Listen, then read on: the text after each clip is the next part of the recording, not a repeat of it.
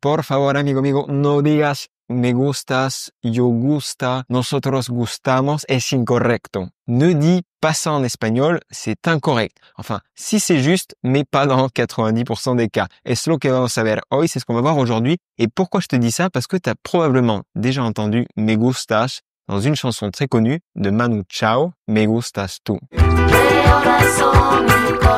gusta la moto, me gustas tú. Me gusta correr, me gustas tú. Me gusta la lluvia, me gustas tú. Me gusta volver, me gustas tú. Me gusta marihuana, me gustas tú. Me gusta colombiana, me gustas tú. Me gusta la montaña, me gustas tú. Me gusta la noche.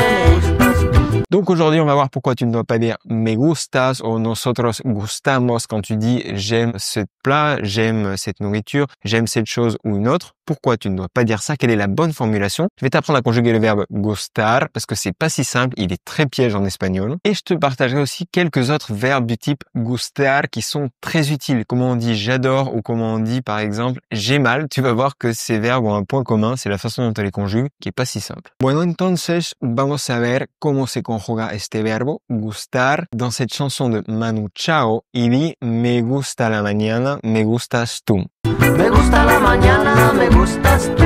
Me gusta el viento, me gustas tú.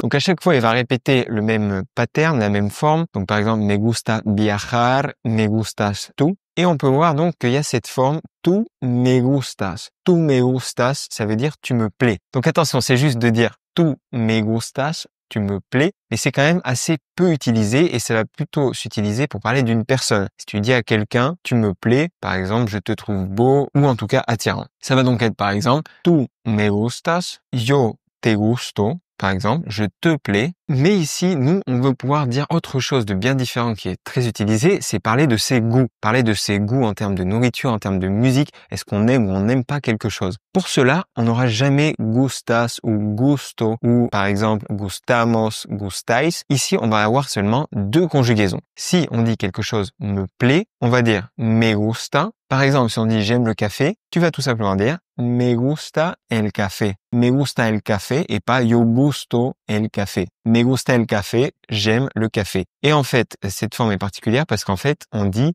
le café me plaît. C'est pas vraiment j'aime, c'est plutôt me plaît. Me gusta el café. El café me gusta. Attention, la difficulté, ça va être qu'au pluriel, ça va se transformer et ça va devenir gustan, mais c'est le pluriel de la chose qui te plaît. Donc par exemple, si tu dis j'aime les chiens, on va dire me gustan los perros. Me gustan los perros. J'aime les chiens et en fait c'est les chiens me plaisent. D'où le fait de dire me gustan. C'est très binaire. Il va y avoir que deux conjugaisons dans ce cas-là quand tu dis quelque chose me plaît ou non. C'est gusta ou gustan et ça dépendra juste de si ce qui te plaît est au singulier ou au pluriel. Me gustan las tapas. J'aime les tapas. Me gusta el mar. J'aime la mer. Voilà. Mais bien sûr, si quelqu'un te plaît vraiment, si quelqu'un t'attire, si tu trouves quelqu'un attirant et que tu veux lui dire tu me plais, ici, oui, dans cette exception, tu pourras dire par exemple tú me gustas. Mais ça reste un cas très très rare. Me gusta tu alma me gusta. Me gustas. Me gusta amanecer pensando que me quieres. Me gustas. Tú que te gusta, amigo.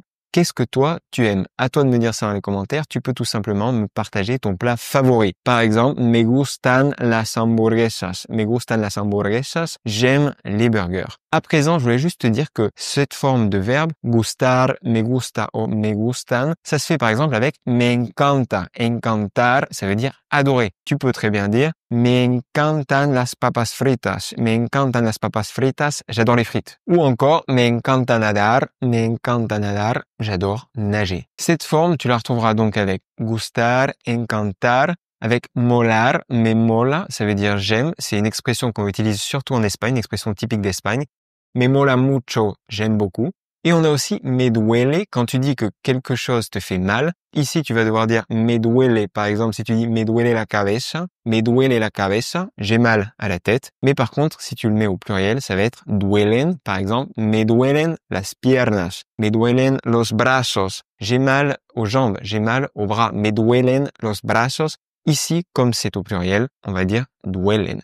Donc voilà, tu as cette forme récurrente, il y a d'autres verbes qui sont comme ça, tu pourras me les écrire en commentaire d'ailleurs si tu connais d'autres verbes qui se conjuguent comme gustar ou encantar. Et c'est tout ce que je voulais te dire aujourd'hui. N'hésite pas donc à mettre un petit j'aime si tu as appris quelque chose aujourd'hui. Puedes darle me gusta al video y suscribirte al canal de YouTube Hola Amigo. N'hésite pas à mettre un j'aime, ça nous aide énormément et pourquoi pas à t'abonner pour recevoir toutes les nouvelles vidéos. Ça mange pas de pain. Et si jamais tu veux vraiment apprendre l'espagnol de A à Z en autodidacte depuis chez toi, il y a une petite formation gratuite de 5 jours avec 5 vidéos que tu recevras directement dans ta boîte qui s'appelle l'espagnol tranquille à la maison. Je te partage dans celle-ci vraiment les piliers de l'apprentissage de l'espagnol, autant pour la compréhension que pour la lecture, que pour l'expression. Je te donne l'essentiel, tout ce qui m'a permis d'atteindre le niveau C1 puis C2 diplômé de l'Institut Cervantes. Ça aussi, ce sera en description. Todo está en la description. Sur ce, je t'invite maintenant pour continuer ton apprentissage à aller voir une autre vidéo qui est comment conjuguer les irréguliers du présent en espagnol. Ça va énormément t'aider de connaître ces irréguliers du présent. Je les ai regroupés par groupe. Tu as des petites astuces mnémotechniques pour les apprendre, les verbes gogo, les verbes wewe. Je pense que ça peut énormément t'aider et ça va te permettre de continuer ton apprentissage. Donc la vidéo va s'afficher. À toi d'aller voir ça et je vais te souhaiter un bon apprentissage. Hasta luego y por la vida.